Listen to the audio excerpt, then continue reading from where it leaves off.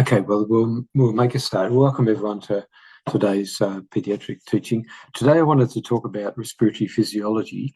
This is something that comes up in the part one exam in the basic science exam, but it's also highly relevant to all the respiratory diseases that we treat, whether it's pneumonia or asthma or bronchiectasis or other forms of chronic lung disease or neonatal lung disease, acute and chronic. And it's really important that we understand respiratory physiology at a comprehensive level. I think paediatricians need to understand that. There's so many children that are affected by abnormalities of respiratory physiology, about their respiratory mechanics and other things. So I'm going to be introducing a number of sort of terminologies that we don't use very commonly, but I wanted to try to explain them and explain what they mean. And so I wonder if you could mute your device, if that's okay. I want to try to explain those terminologies in ways that make us all more literate and understanding about the different aspects of respiratory physiology. So let's make a start. So I'm going to be talking about the muscles of respiration. It's important that we know what the respiratory muscles are that affect inspiration and expiration when we're breathing comfortably or tidally or normally, and muscles of respiration that are more involved when we're exercising or breathing heavily or have some disease that causes us to breathe heavily. It's also important to understand which muscles are most used and which ones are less commonly used, because if there's an abnormality of those muscles, then it can have a big effect or only a modest effect on respiration. That's very important, for example, for spinal cord injury, which affects the muscles of respiration at all different levels. It's also important for children who've got cerebral palsy, who might have some abnormality of their muscles of respiration. So we'll talk a bit about all of those things. As I said, I wanted to talk about lung volumes, and we don't often talk about these things, but if you will have heard of them. So I want to try to explain the difference between tidal volume and residual volume, and functional residual capacity and inspiratory capacity and forced vital capacity. It's not essential that you know all of these to be a good clinician, but it is important that if you're going to understand respiratory physiology and link that with clinical issues, then you have some idea of these terms and what they mean and how to use them. I'll then talk about lung volumes in two types of lung disease. You can broadly divide lung disease into that which is obstructive and that which is restrictive. And I think you've heard of these two terms and you've probably even used them, but it is important to know how to use them properly. And there are some children that have combinations of obstructive and restrictive lung disease. We'll talk about that, but we'll talk a lot about the differences between obstructive and restrictive lung disease. I'm going to talk a bit about peak expiratory flow rate, because for many of you will have seen these, but they're peak flow meters that can be used for the assessment and monitoring of children who have some form of obstructive lung disease. I'll explain it. But I think these could be very useful as we're starting to see more children with asthma and certainly more children with chronic lung disease, bronchiectasis and other things. Then using a peak expiratory flow meter in children, school-age children particularly, who can use it, can really help them understand their asthma better and help them monitor their asthma better. So I think this is something they're fairly cheap and they can be bought at the chemist. I'm going to be talking a bit about the physiological causes of hypoxaemia. We've had other lectures on hypoxaemia before, so I won't talk about that much about hypoxaemia today, but I'll try to explain the physiological causes of hypoxaemia, and I'll say something about pulse oximetry and what else it can tell us about lung disease. So it's about respiratory physiology and lung disease. So we'll make a start. Firstly, in terms of the muscles of respiration, it's important to understand we often think of all those intercostal muscles as being the muscles of respiration, but the diaphragm is like at least 60% of all respiratory effort is made by the diaphragm. It's a big muscle, it's the strongest muscle, and you can lose most of your intercostal muscles, but if you keep your diaphragm, if the diaphragm is still strong, then you can still breathe adequately. And there are, as I said, people who have a spinal cord injury who've lost most of their intercostal muscles or even all of their intercostal muscles, but because they've got a strong diaphragm, they can still breathe.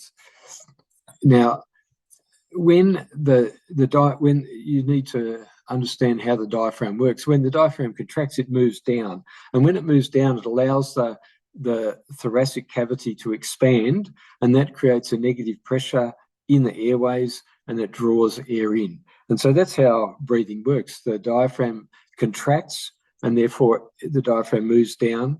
The intercostal muscles pull the rib cage up and allows the thoracic cavity to expand.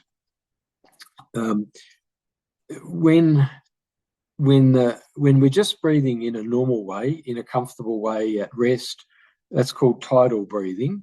And when we're breathing tidally, the diaphragm only moves about a centimetre, 1 centimetre each time. So you could hardly see it.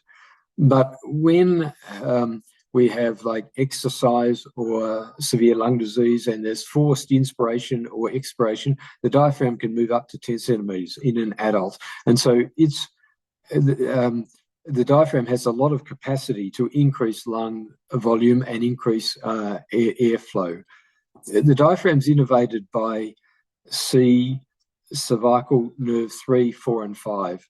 And that's very important because if, for example, as I was saying, if a patient's got a C6 spinal cord lesion, for example, if they've got a C6 spinal cord lesion, then their diaphragm will be intact, but all their intercostal muscles, which come off the thoracic nerve fibers, they will be denervated.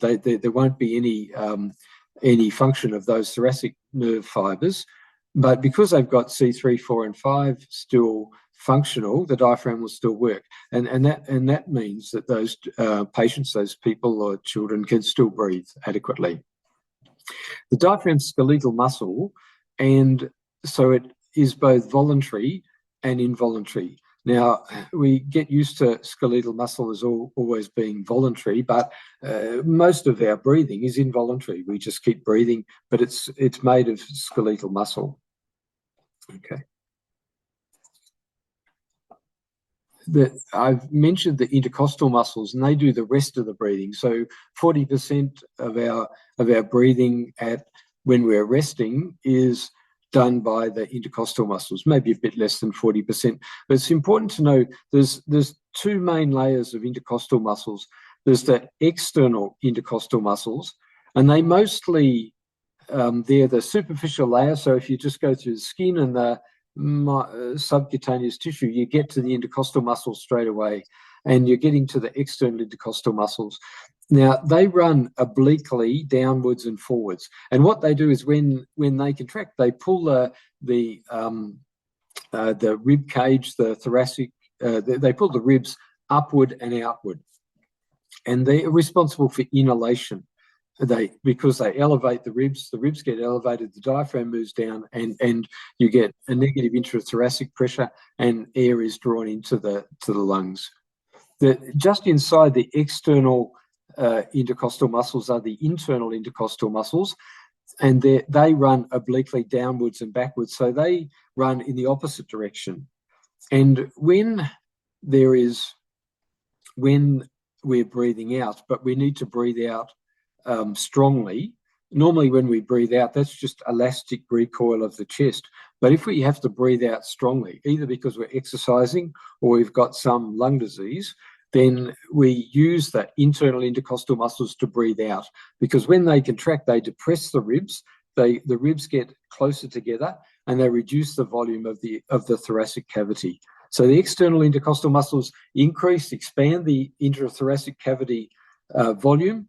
The internal intercostal muscles reduce the volume of the thoracic cavity. So inspiration with external intercostal muscles, expiration with internal intercostal muscles. And then there's an innermost layer of intercostal muscles, and they basically just, don't worry about them, but they largely just stabilize the thoracic cavity. So that's how things don't fall apart. They stabilize the thoracic cavity just to help the structure of the thoracic cavity. Okay, that's the major respiratory muscles. There are some other ones, and you can often see these being used in children who've got severe respiratory distress, and especially in older children. I think in adolescents and in adults who've got severe respiratory distress, then they're using their accessory muscles to breathe. And it's useful to know where the accessory muscles are and what they do. And sometimes you'll see children who've got, say, severe chronic lung disease, and they may have an acute exacerbation. They're sitting up and they're leaning forward, and they're using their sternocleidomastoid muscles, because that raises the sternum. It pulls up on the sternum and the first couple of ribs.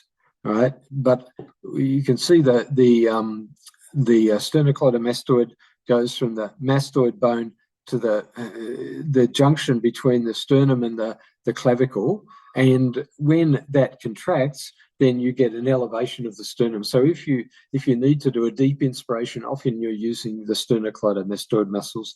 And then there's the scalenus muscles, which are just internal to the sternocleidomastoid muscles, and they attach the first and second ribs, and they also, when they contract, they elevate the ribs, the first couple of ribs.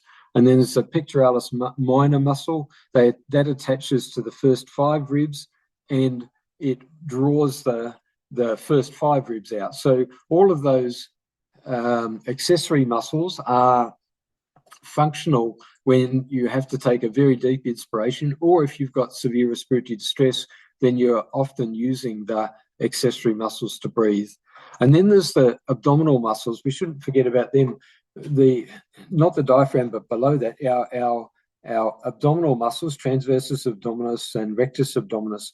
Now, they're involved in forced expiration. So you can feel it if you cough yourself. You have to often tense your abdominal muscles, right? Or if you're doing a forced expiration, then you're using your abdominal muscles. And sometimes you see children who tell you that they've got a sore abdomen, and it feels like muscle cramps or muscle pain, and it can be from fast breathing and deep breathing, or from frequent coughing. You can get abdominal muscle strain from frequent coughing. So most of the accessory muscles that we talked about, sternocleidomastoid, scalenus, and pectoralis minor, they work on inspiration, and the abdominal muscles, rectus abdominis particularly, works on expiration and coughing.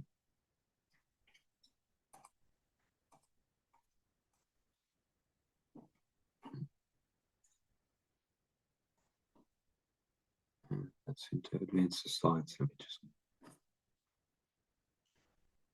Oops. Okay. All right. Now, as I've sort of alluded to when talking about the muscles, inspiration is an active muscle contraction of the diaphragm and the external intercostals. They draw the chest out, they draw the diaphragm, they drag the diaphragm down and increase the intrathoracic pressure. It's an active muscle contraction, and it's tidal and voluntary, and sometimes tidal and involuntary. We just breathe normally without thinking about it, and sometimes it's voluntary. We want to increase our lung capacity, our minute volume, and so we voluntarily increase the muscle contraction. Tidal is resting, and sometimes we use on vital capacity. If we are taking a deep breath to our deepest possible inspiration, we're using our accessory muscles. And it's important to know that usually inspiration is longer than expiration. Inspiration is an active process of muscle contraction.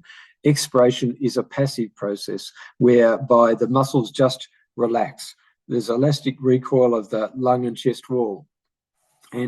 But sometimes expiration can be an active process because we are trying to breathe out if you've got some form of lung disease or if you're exercising vigorously.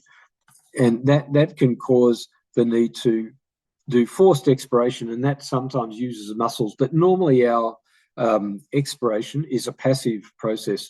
And so the active process of inspiration takes longer than the elastic recoil of the lung. So normally inspiration, the phase of inspiration is longer than the phase of expiration on almost all our breaths. But there are certain diseases where the phase of expiration is prolonged, and that's where you've got airflow obstruction, where children are having to use their expiratory muscles more actively to exhale in asthma and in bronchiolitis, etc.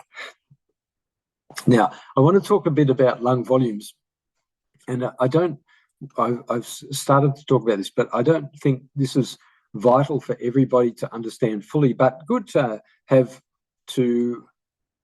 heard about what these volumes mean and have some idea. As I've said, our tidal volume is what we normally breathe in and out with every breath. And for an adult, it's about 500 mils. Right. So for a child, it's about 7 mils per kilo. 7 to 10 mils per kilo is what the normal tidal volume is. And so every time we breathe in, when we're not thinking about it, we're breathing in 500 mils and we're breathing out 500 mils. It seems like a lot, but that's what we breathe in and out all the time. So tidal volume is just the normal resting breathing in and out. And then the next one I want you to focus on is functional residual capacity, which is in the pink. And what that means, it's useful to know because the functional residual capacity is how much air is left in our lungs during normal expiration. And so there's a fair amount of air left in our lungs. In an adult, you can see it's about 2.5 litres left in our lungs, even when we expire. And that's important because the gas exchange, the exchange of oxygen and carbon dioxide is occurring constantly. So that's occurring in that 2.5 litres in our lungs. That's remaining in our lungs, even when we're just resting, breathing. There's always about 2.5 litres in our lungs, and it goes up to about 3 litres when we take a breath, right? So that's functional residual capacity. During normal breathing, how much air remains in our lungs, and it's about 2.5 litres. And then there's a volume called residual volume, and that means if you breathe out as much as you possibly can, that's what's left, right? So even if you breathe out, you feel like you're breathing out absolutely fully, there's still about 1 litre of air left in your lungs. Again, important, because if you're exercising, you might be doing very deep breathing and breathing out fully.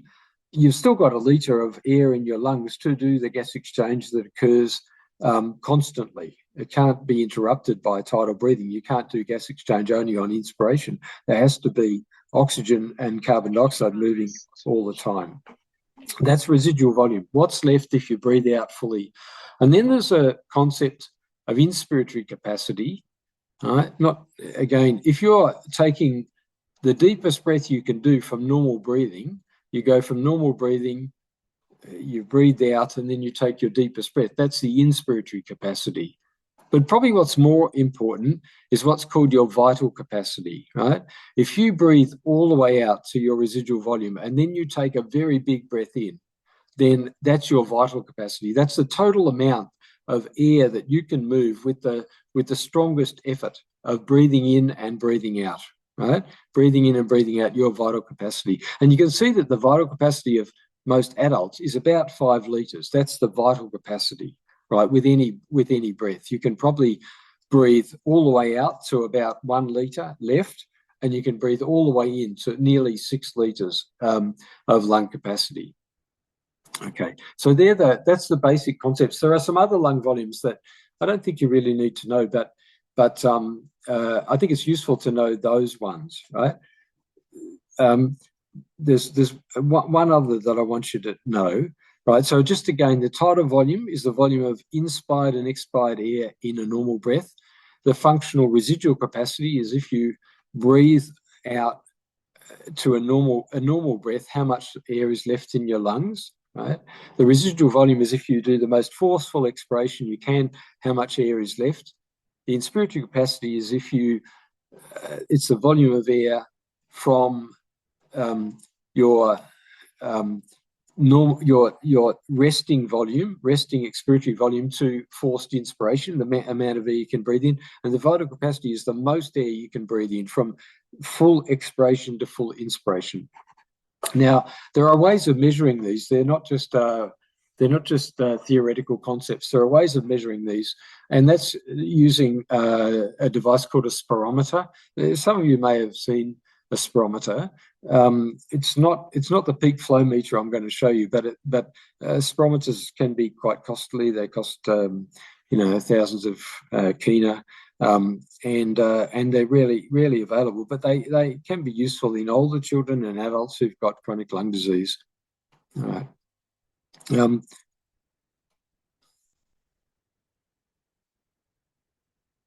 Yeah, I think I might skip over this because this is the if you have a spirometer, then you can do these other lung volumes, and one's called the forced vital capacity. Forced vital capacity. We talked about vital capacity, which is from the biggest expiration to the biggest inspiration, or the biggest inspiration to the biggest expiration. How much air you can move, and the forced vital capacity it's just like the vital capacity. You are forcing a big inspiration and you're forcing a big expiration. And using a spirometer, we often measure the forced vital capacity or the forced expiratory volume in 1 second, right? And that's important because if you've got a patient's got severe asthma, then the amount of air they can breathe out in 1 second is much lower than what they normally could, because you've got obstruction to expiratory lung flow, right? So it means that your forced expiratory volume is much lower. You can only breathe out a small fraction of the air, your total vital capacity. You can only breathe out a small amount of that in the first second, right? A spirometer can measure the amount of air you can breathe out in the first second of expiration. And when you've got asthma, obstructive lung disease, it's the forced expiratory volume that you can exhale relative to your total lung volume or your forced vital capacity, the biggest breath you can make. It's normally 0.8, but if you've got severe asthma or bronchiectasis and you've got expiratory airflow obstruction, then it will be much less than 0.8. Normally, we can breathe out in 1 second about 80% of the largest breath we can take in the first second, and the next 20% comes in the seconds after that. But if you've got obstructive lung disease, it's much harder to breathe out, and you won't get nearly 80% of your vital capacity out in that first second. As I said that certain diseases you have a prolonged expiratory phase. And what that means is your forced expiratory volume in the first second is much less, and it takes many more seconds, 2, 3, 4 seconds to get it all out. Right? Now, if a child's got restrictive lung disease, such as chronic pneumonia or pulmonary fibrosis, or there's other forms of restrictive lung disease that I'll try to explain, then your total lung capacity is reduced because your lungs are restricted. They can't expand much. And so you can actually breathe out most of your total lung capacity because it's much smaller. You can breathe that out in the first second because you don't have to breathe out as much because the amount that you're breathing in is much less. That's different to the child who's got asthma, who can take the normal breath in, they can fill up their lungs with air, but they have a lot of trouble emptying their lungs, right? But the child who's got restrictive lung disease, they've got a fixed amount of lung volume. They can't expand their lungs very much, but they can get it all out in the first second. So they have a normal FEV1 FVC ratio, not because their lungs are normal, just because they can't take a big breath in. Whereas children with obstructive lung disease have a very reduced FEV1 FVC ratio. Again, that's complicated, but I think it helps you. What we should do is try to understand the different types of lung disease, obstructive and restrictive. And I'll just go into this a little bit more, in a bit more detail.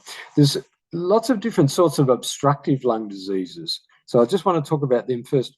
Obstructive lung disease, you've got to think about where could there be obstruction. Well, of course, we can have obstruction of the upper airway, or supraglottic obstruction, or extrathoracic obstruction. And that there are diseases like croup or laryngomalacia or epiglottitis or a foreign body in the upper airway or retropharyngeal abscess. In those children with upper airway obstruction, the signs will be that inspiration is mostly affected, especially with stridor or snore. If it's severe, if the obstruction is severe, then expiration will also be affected. And if it's very severe, don't forget that if a child's got very severe upper airway obstruction, then their respiratory sounds might actually be silent. But the child will be very distressed. They'll have severe chest indrawing, they'll be agitated, cyanose, tachycardic, or even bradycardic, but they may not have stridor because their obstruction is so severe. So think about it with extrathoracic obstruction, obstruction of the upper airway, then inspiration's affected, common diseases like croup, and it's usually inspiratory stridor. With intrathoracic disease, like with asthma, with obstruction to the trachea, as in tracheomalacia, or with asthma, or with bronchiolitis, right? There are several levels of airways. The large airways like the trachea and the bronchi, and then medium airways like the bronchi and the bronchioles, and then the smaller airways, the terminal bronchioles. And they can be affected by different diseases. So it's useful to know what diseases affect different levels of the tracheobronchial tree. But those intrathoracic obstructions mostly are expiratory airflow obstruction. Tracheomalacia is an inspiratory airflow obstruction. It's because the trachea is partly extrathoracic. Most of it is extrathoracic. It's above the thorax. It's outside the thorax, outside the chest. Whereas if you've got obstruction like bronchomalacia or asthma or bronchiectasis, then usually the obstruction is expiratory airflow obstruction. And also with bronchiolitis, of course, there's expiratory airflow obstruction because of obstruction to the terminal bronchioles from virus, RSV usually. Okay. Now, I want to just expand this clinical aspect of the talk because we've talked about lung volumes, but I want to relate that in some ways to common diseases that we see every day. And it's useful to think about what diseases, these are all lung diseases, not the upper airway obstruction diseases. They're all lung diseases. We should think about which ones are large lung volume diseases where there's airflow obstruction and the lung volumes are increased, and it follows that the FEV1 would be reduced. The amount of air that these patients can exhale is much reduced compared with the normal person or when they're normal. And so our large lung volume diseases are like asthma and bronchiolitis, where you've got hyperinflation of the lungs. Meconium aspiration syndrome in the newborn can be also, it can be a large lung volume disease. Sometimes you see these babies and they're quite hyperinflated and it's because they've got meconium and amniotic fluid obstructing their airways. So they have expansion of the airways distal to that, and they have a difficulty breathing out. That's sometimes the case, but it can be mixed, and they can have small lung volume disease as well because they get a chemical pneumonitis in their lungs, and so they may have reduced lung volumes. Bronchiectasis and emphysema. Well, bronchiectasis can also be mixed. There are components of large lung volumes, which are emphysematous and distended airways, and there are components that are more collapsed and fibrosed. So, but think about large lung volume diseases being asthma and bronchiolitis, and then think about small lung volume diseases where the lungs, the lungs aren't small, but they look small on X-ray. They function in a small way. Their lung volumes are small. Their total lung capacity is reduced. And so with pneumonia, where you've got lots of atelectasis and you've got consolidation and you've got fluid within the alveoli, those lungs, the amount of air that is moved with every breath is much smaller than a normal person. And it's the same for a number of other diseases. So respiratory distress syndrome of prematurity, you look at those lungs of a child who's got RDS, and they're small and they're ground glassed, and the lungs don't look full of air. They look full of fluid, which is what they are.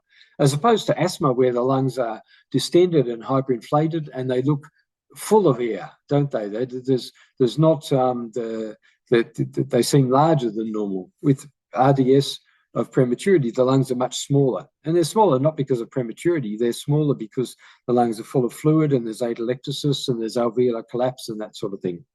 And other diseases in the newborn where the small lung volumes, transient tachypnea of the newborn, they're just wet lungs, and they're smaller in terms of they contain less air inside the lungs, smaller, and so all those lung volumes, that functional residual, the forced vital capacity or the tidal volume is much smaller. In most of these, the tidal volume, pneumonia, the tidal volume is smaller. RDS of prematurity, the tidal volume is smaller, and that's why babies breathe fast.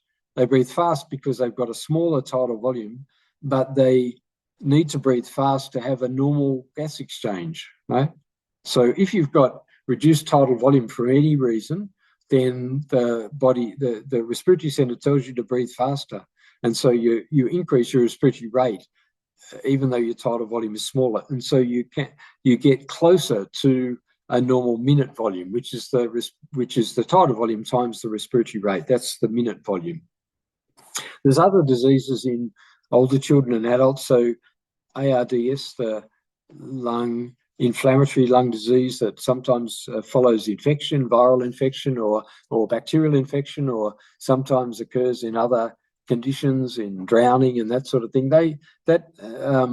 Those lungs are smaller, small volume. The tidal volume is smaller, respiratory rate is faster. And finally, I want to broaden the thinking about this, because we see a lot of children who've got cerebral palsy or scoliosis, and they also have small lung volume disease. And they have it because for the chest to expand to normal volume, you need to have adequate diaphragm function, external intercostal muscle function. You need to have a spine that's straight. If you've got a spine that's crooked, then then the rib cage doesn't expand as much, right? And so children who've got neuromuscular disease, like cerebral palsy or like primary muscle diseases, they often have small lung volumes, and they have reduced tidal volume, right? With every breath, the volume of air moved is less.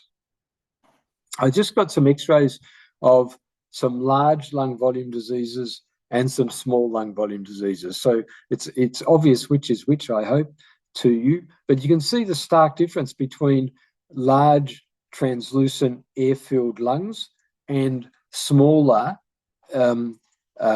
more opaque lungs. You can assess this objectively by counting the ribs.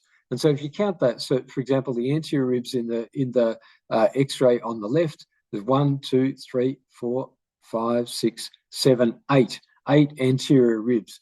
But if you count the anterior ribs in the X-ray on the right, there's 1, 2, 3, 4, maybe 5, right? So much smaller lung volumes. So both of these X-rays are taken on as adequate inspiration as the child can take, but you can see that one child can expand their lungs much more. In fact, the child with the hyperinflated lungs has difficulty with expiration, and the child who's got small lung volumes has the primary difficulties with the inspiration.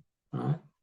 You can see the flattened hemidiaphragm in this child who's got asthma, severe asthma, who's got hyperinflated lungs, and you can see how the diaphragm in the other child who's got pneumonia is moved up because the lung volumes are small, so the diaphragm moves up, and then there's atelectasis and consolidation on top of that.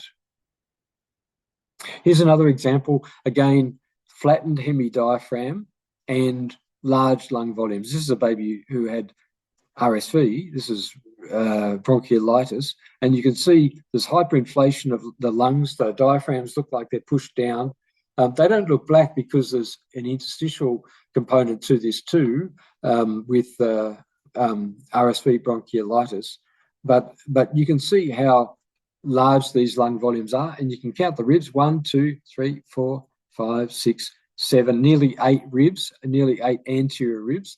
Whereas the child on the other side, who's got smaller lung volumes, the diaphragms are really elevated. There's I can count only maybe 3 or 4 anterior ribs. It's a bit hard to see, but you can tell that the lung volumes are much, much smaller. The tidal volume will be smaller. So the child with hyperinflated lungs will have difficulty breathing out. Their FEV1 will be very small, whereas their forced vital capacity may be normal or increased. Whereas the child who's got small lung volumes, their FEV1 will be normal because they can breathe out all the air that they've got in, but their total lung capacity and their forced vital capacity is very small. Their tidal volume is very small. So they'll both be breathing fast, but one's got small tidal volumes and one's got a prolonged expiratory phase. And not large tidal volumes, but it takes a long time to breathe out. I hope that makes sense.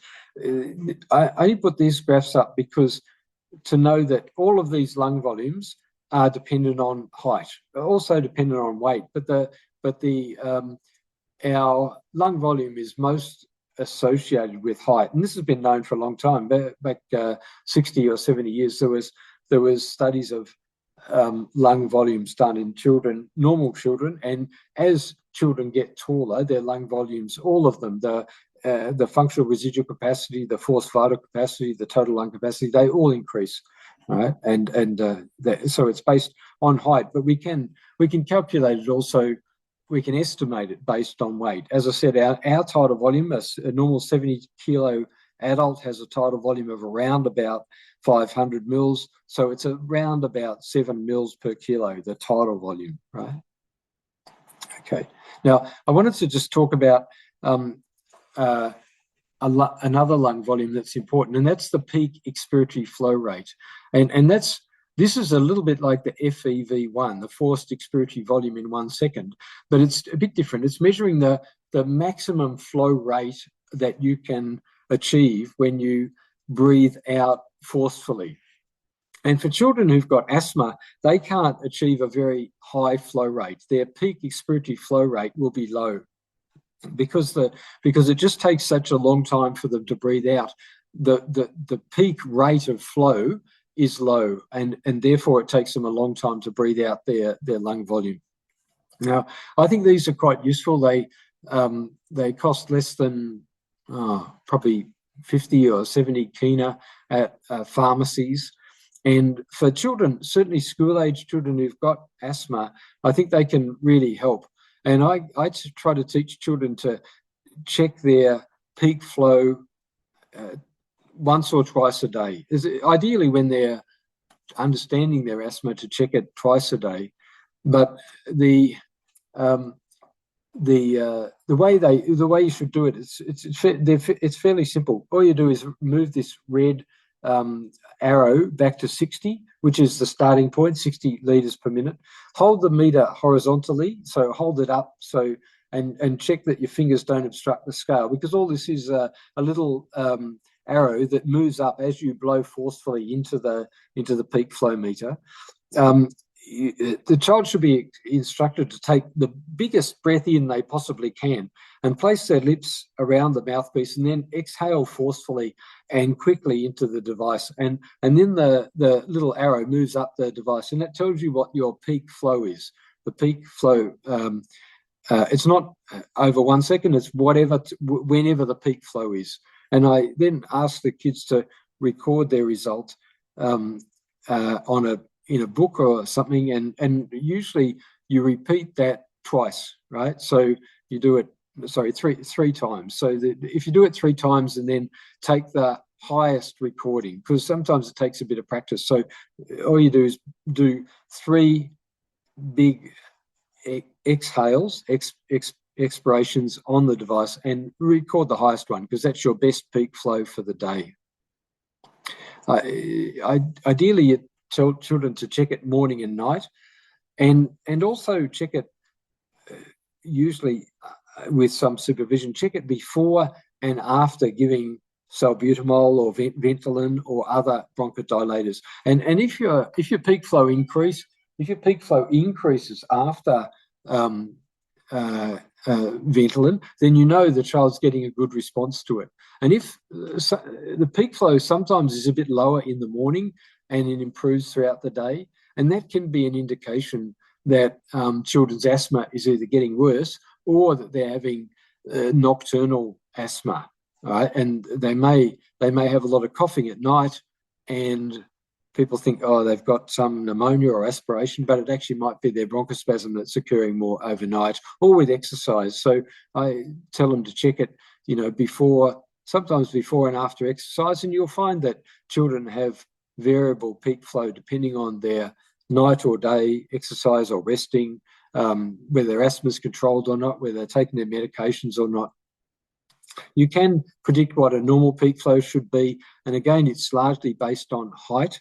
And so before you do this, check the height of the child, and that gives you a guide to what the normal peak flow is. But every child is different, and you have to establish what their best peak flow is when they're feeling well and they don't have wheeze and they're on their asthma treatment, and etc. Now, these peak flow meters could be used also in the assessment of children with, say, chronic lung disease, with bronchiectasis or other forms of chronic lung disease. And I think they're quite useful in some of those children as well, especially because it helps children understand their lung disease much better. If they are monitoring their own lung disease, then they'll understand it better. Okay. I was just going to talk very briefly about hypoxemia and pulse oximetry in the last few moments. As I said, there are other lectures we've given on hypoxemia, but I wanted to try to explain what causes hypoxemia. And there are a number of physiologically a number of different things. So, for example, if you're at high altitude and the partial pressure of oxygen is low, then people will be hypoxemic. That doesn't apply to most of us who are living below 2,500 meters. But for people who are living in very high altitude, the partial pressure of oxygen is lower, because the partial pressure of air, the atmospheric pressure, is lower, and so their fraction of inspired, their oxygen saturation will be lower. That's one reason for hypoxemia, but it's not a good explanation for most of our patients. It is if you're living at very, very high altitude, but not otherwise. In pneumonia, there's 3 main reasons for hypoxemia, and they relate to the things that we've been talking about. And as I said, pneumonia is a small lung volume disease, and there's reduced tidal volume. And that occurs because of poor lung compliance. The lungs are a bit more collapsed. They're filled up. This is a child with a lung biopsy section of a child with pneumonia, and you can see the alveoli are all full up with inflammatory fluid and inflammatory cells, and with airway secretions. So normally, if you've got pneumonia, you've got consolidation, which is alveolar fluid and inflammatory cells. So the tidal volume of the lungs will be smaller, and that causes hypoxemia. There's another concept that when you've got alveolar consolidation, inflammatory cells in the alveoli, then the blood that's going through the alveoli or around the alveoli and should pick up oxygen is still flowing, but it's flowing from the right side of the heart to the left side of the heart, right? From the right ventricle to the pulmonary artery where it's blue blood, and then it should go through the lungs and get oxygen in it, and then go back to the left atrium through the pulmonary veins. But because it passes through alveoli that are all consolidated, then you have what's called a right to left shunting. Right? So there's two concepts here. One, normally every alveoli is covered with alveolar capillaries that take in oxygen and where carbon dioxide is also exchanged. And if you've got some alveoli that are full of fluid, then you have this thing called ventilation perfusion mismatching. That is, there are some alveoli that are still perfused but are not ventilated because the alveoli are full up with fluid. They're perfused with capillaries, but they're not ventilated. And then there's a concept of right to left shunting. You've got a lot of blood that's going from the right ventricle to the left atrium without getting any oxygen in it. So that's called shunting of blood. It's a bit similar in a way to a child who's got intracardiac shunting, which is, for example, through a tetralogy of Fallot. But this is extracardiac shunting. This is right to left shunting in the lungs. And so blue blood is getting back to the left side of the heart. And so those two things, VQ mismatching and right to left shunting, they're related. And they're the biggest causes of hypoxemia in pneumonia, plus reduced tidal volume, which also causes it's the reduced tidal volume that causes carbon dioxide levels to rise mostly. And then for some children who've got chronic lung disease, particularly, not usually in acute pneumonia, they have a diffusion abnormality because they've got thickened fibrosed lungs. And that's in a form of pneumonia called necrotizing pneumonia, where the lungs heal by scarring or fibrosis, and they have a diffusion abnormality. So the oxygen can't get through the alveolar, through the alveoli into the pulmonary capillaries. But mostly in acute pneumonia, it's reduced tidal volume, it's VQ mismatching, and it's right to left shunting. If you're at altitude, then it's an increase in reduced partial pressure of oxygen.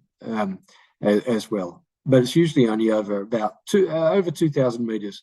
It starts to kick in, and it's certainly a problem over 2,500 meters. Now, I just wanted to say something about pulse oximetry. Again, I don't want to cover everything about pulse oximetry, but just to tell you that at least in the past, I mean, a long time ago now, before the 1990s, we used to not have pulse oximetry, and we used to have to rely on cyanosis. And this is just some important information, I think, that we can't rely on cyanosis. It's a clinical sign of severe hypoxemia, but it'll only be detected when the child is very hypoxic, when their oxygen saturation is less than 70%. Even then, at less than 70%, about 20% of all children who have a saturation, say, of 60% will be missed. They won't be detected by clinical signs alone. So we have to use pulse oximetry. Cyanosis also won't be recognised if a child's hypoxic and anemic. If their hemoglobin is very low, then you won't notice that they're cyanosed. They'll look pale, but they won't look cyanosed. And that's because they don't have enough hemoglobin to be cyanosed. You need enough hemoglobin to be cyanosed, like 5 grams you need of grams per deciliter of hemoglobin. So cyanosis, if you see it, means the child's very hypoxic. If you don't see it, it doesn't mean the child's not hypoxic. That's the main thing. So that's why we use pulse oximetry. And I just wanted to try to explain how it works. And the pulse oximeter, it emits two lights at different wavelengths, both 660 and 940 nanometers, and that passes through the skin and passes through the capillaries through a blood vessel. And there's two sorts of hemoglobin. There's oxygenated hemoglobin that's got oxygen in it, and there's deoxygenated hemoglobin. And those two types of hemoglobin, whether it's got oxygen linked to it or not, will be reflected by those two different wavelengths of light. So the oxygenated hemoglobin reflects a wavelength of 660 nanometers, and the deoxygenated hemoglobin reflects a wavelength of 940 nanometers. So that's how a pulse oximeter works. It differentiates between oxygenated hemoglobin and deoxygenated hemoglobin. There's a calculation you can do to work out what the SpO2 is, but essentially we've normally got 97, 98, 99, 100% of our hemoglobin that's oxygenated. That's normal.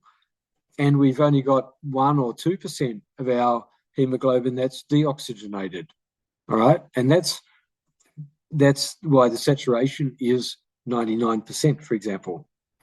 But when a child has a higher proportion of deoxygenated hemoglobin, even if it's 10% deoxygenated hemoglobin, then your SpO2 will be 90%.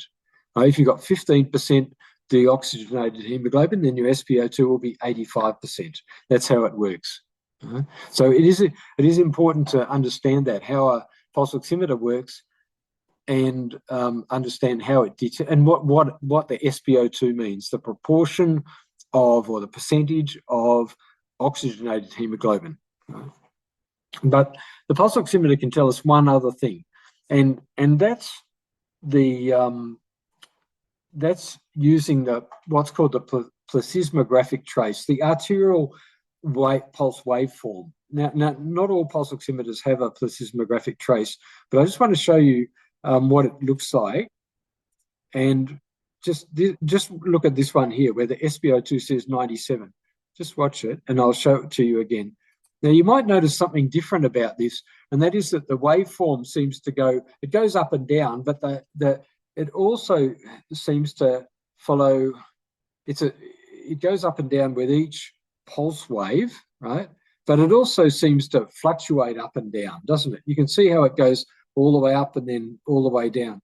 Just look at it. It goes up and down with each pulse, but then over about 4 or 5 different pulses, it's either elevated or lower. And sometimes when we see a child who's got hypoxaemia, then you'll see this. You'll see this, the waveform won't just be going up and down in a flat line. It'll be up and down and then up and down, right? And that's happening with each breath, right? And what that is it's detecting pulsus paradoxus. Now, we're used to thinking about pulsus paradoxus mostly as something we might measure in adults, probably. I doubt that you've ever measured it in children, and we're used to thinking about it. Well, you get a pulsus paradoxus if a patient has cardiac tamponade, for example. And so what is pulsus paradoxus? Well, it's a significant drop in systolic blood pressure during inspiration, right? And it's usually more than 10 millimeters of mercury. And this is a pulsus paradoxus that you can see on the plethysmographic wave, because the systolic blood pressure is going down every time, and then it's coming up and then it's going down, right? And the reason why you get pulsus paradoxus is that if a child with cardiac tamponade or with asthma generates a very large negative intrathoracic pressure that increases their venous return, right? It's sort of sucking blood into the right side of the heart. Then the right side of the heart dilates a bit, and not as much blood can fill the left ventricle. And then you get a reduction. Then the left ventricle, the stroke volume decreases, and you get a fall in systolic blood pressure during inspiration. And then when the child breathes out, then the systolic blood pressure comes up again, right? So that's what pulsus paradoxus is. And when you see it on a pulse oximeter, then if you see it, then think, has this child got some degree of airway obstruction, right? And it could be because of asthma or something else obstructing their airways, right? And for those children, going back to, there is a relationship between pulsus paradoxus and FEV1.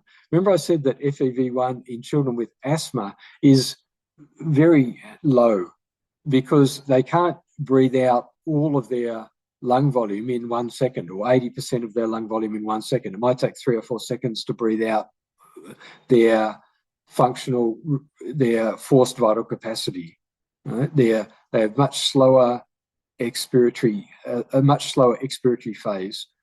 But there is a relationship between pulsus paradoxus and FEV1, as the pulsus paradoxus increases, as the proportion of the systolic blood pressure falls greater and then rises with every breath, then the FEV1 is lower, right?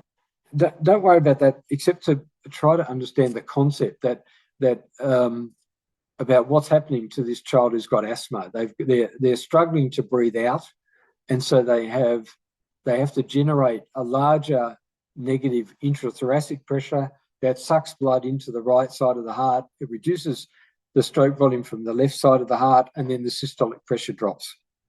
That's the concept. But when you treat asthma, then you see an increase in FEV1. If a patient has a good response to bronchodilators, then you see an increase in FEV1. And often what you see on the plethysmographic trace on the pulse oximeter is simply that it becomes flatter again. It's still going up and down with every arterial waveform, with the arterial waveform that's detected by the pulse oximeter, but it's not rising and falling like I showed you before, because their FEV1, their intrathoracic pressure has fallen. That's a bit complicated, but it's more important to understand the pathophysiology of it, I think. Yeah. Okay. So look, in summary, we've talked about a lot of things, and some of them are new concepts, but we've talked about the muscles of respiration. We talked about lung volumes, and we talked about how they're different in obstructive and restrictive lung diseases. We talked about peak expiratory flow, forced expiratory volume, and more importantly, the peak expiratory flow rate, and how you can monitor children with asthma. So using the right peak flow meter. It's called a right because the physician who described it in 1940s or 1950s was named Wright, and he made the first one of these, the first peak flow meter.